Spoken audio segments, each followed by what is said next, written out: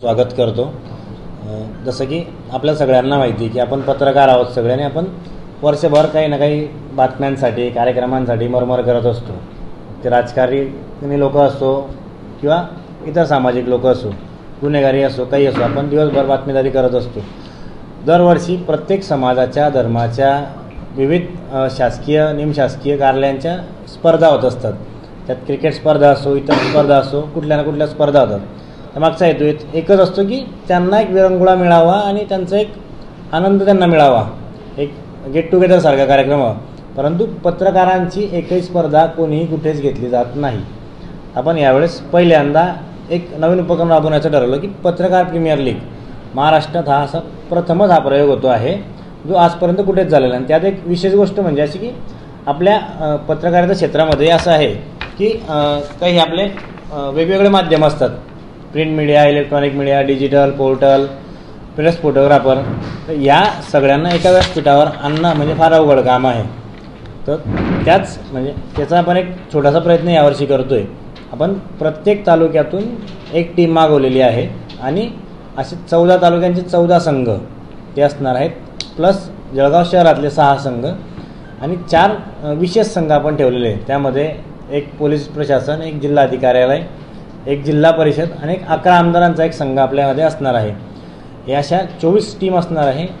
दिनांक 10, 11, 12 फेब्रुवारी 3 दिवस छत्रपती शिवाजी महाराज शिवतीर्थ मैदान या ठिकाणी त्या स्पर्धा होणार आहेत। डे नाईट सामने असणार आहे आणि प्रत्येक सामना 8 षटकांचा राहणार आहे। आणि त्यात आपण जो खन्नाट जो फिमेक्स बॉल असतो त्या बॉलवर आपण तो टेनिस बॉलवरती मॅचेस खेळल्या जाणार आहेत। आपण याचा एक प्रथम टप्पा म्हणून तालुका लेवलचे पत्रकारांची नावं मागवलेत की जे खेळण्यास इच्छुक आहेत। त्यात सर्व मीडिया इन्क्लुडिंग आहेत।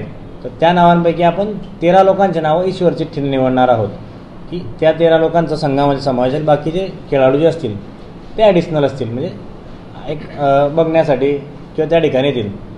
आणि या कार्यक्रमासाठी आपण जवळपास 1,00,000-1.5 लाख रुपयाचे बक्षीस आपण ठेवलेले आहेत। त्यात ट्रॉफी आहेत, काही सर्टिफिकेट आहेत आणि आपला अजून प्रयत्न सुरू की आणखी काय देता येईल पत्रकारांना, असं आपलं एक नियोजन असणार आहे। तर आमची अशी अपेक्षा आहे की आपण सगळ्यांनी त्या ठिकाणी यावं आणि आम्हाला सहकार्य करावं। आपले काही प्रश्न असतील तर आपण तुम्ही विचारू शकतात। म्हणजे इतर ज्या मॅचेस होतात कुठल्याही समाजाच्या असो त्या ठिकाणी प्रत्येक खेळाडूकडून काही ना काही शुल्क घेतलं जातं। आपण आपल्या खेळाडूंकडून एकही रुपया आपण त्यांच्याकडून घेणार नाही आहोत। प्लस जो जर्सी असेल तोही आपण त्यांना आपल्याकडून देणार आहोत। कारण कसं आहे, शहरी भागात काम करणाऱ्या पत्रकारांना पगार असतो, परंतु ग्रामीण भागात काम करणारे पत्रकार हे कमिशन बेसिसवर काम करतात। बऱ्याचशा लोकांचा हा अतिरिक्त व्यवसाय असतो, पत्रकारिता म्हटलं एक छंद म्हणून करतात आणि त्या लोकांकडून पैसे घेणं हे आपल्याला शोभनीय नाही आहे।